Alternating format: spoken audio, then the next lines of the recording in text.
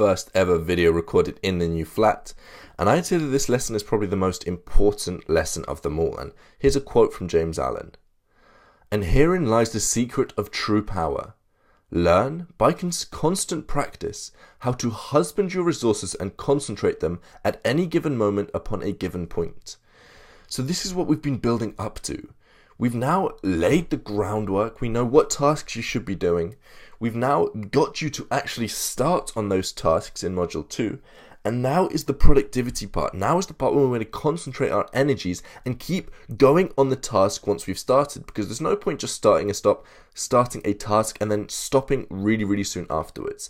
We've got to concentrate with all our power on the one task ahead of us and do that task to the best of our ability before we even consider moving on to the next task. Now, I've talked about having distraction-free blocks of time, but even out of those blocks of time, when you are focused on a task, which you should have on your to-do list, you should focus on that task and that task only. Minimize as many distractions as you can and constantly tell yourself to focus back on the task at hand. Now, hopefully soon for my birthday, I'm about to get a Google Home Mini.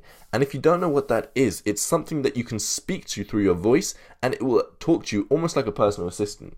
But this is what I do at the moment. I have my phone out when I'm working. I have it on distraction free and I make sure that no distractions will come up.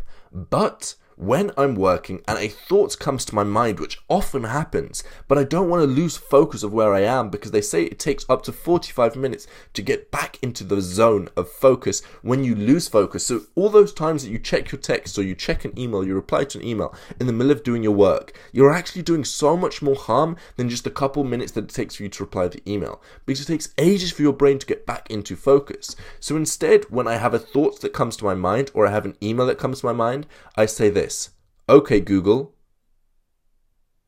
set a reminder in half an hour saying this." Okay, do you want to say this? You see, it sets a reminder. Now, if you've got an iPhone, Siri can probably do the same. I use my Google Android phone, and in a few days' time, I'm going to have a Google Home Mini, which is just a little box that I'll be able to talk to, and I won't even have to, as I'm working, as I'm doing whatever I am, I can say, "Okay, Google, set this as a reminder for half an hour," or "Okay, Google, remind me to reply to this email," or "Okay, Google, add this to my calendar." You see, this isn't distracting me from my work anywhere near as much as completely changing my attention onto replying to an email or replying to a text or replying to anything. When you are working, I don't think that you quite understand how much unproductivity you are going through every time that you get distracted. Before I became mindful and before I started meditating, I would constantly be switching between task and task and task.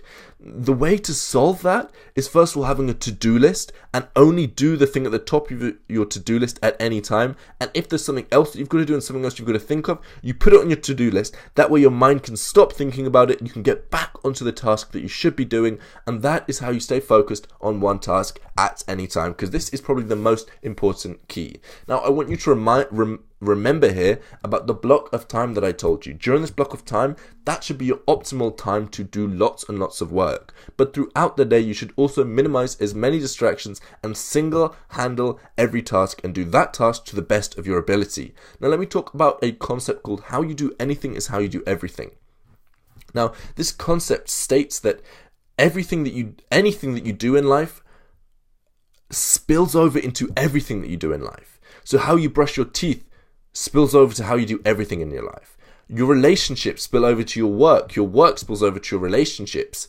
If you're late to a date, you're going to be late to work, and that mindset will carry out across everything. That's because our brains are bad at compartmentalizing different activities. So if you find your mindset slipping in one activity, that's going to drag all of your activities down. Therefore, every single task that you do, you should do it to the best of your ability. You should stay at the present moment as much as you can, focus in on what you're doing and do it to the best of your ability. Because everything is practice for the big show. Everything is practice for the big show. So the small tasks that you do, if you do them really well, you're rehearsing in your mind and you're getting your brain to practice doing little things really well. So when it comes to the super important things, it will find it easy to do it. See, you want to be successful.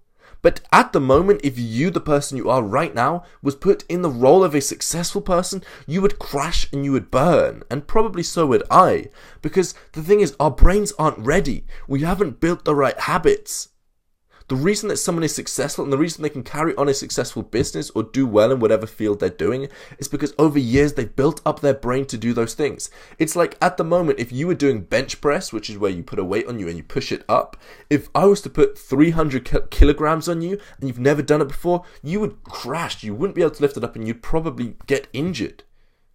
And that's the same sort of idea. But if you can practice with a lighter weight and you keep doing it and then you increase the weight a little bit more and you keep increasing the weight over time, you would be able to do that weight. You see, the thing is, you've got to prepare your mind every single day as if it was the big opportunity, because there'll be one day in your life that will make or break your career or your relationship. There'll be one day in your life that decides whether you be the man that you want to be or whether you become a failure. And it's your job to prepare for that day, because you don't know when that day is coming. So you've got to treat every single day as if that's a life or death decision.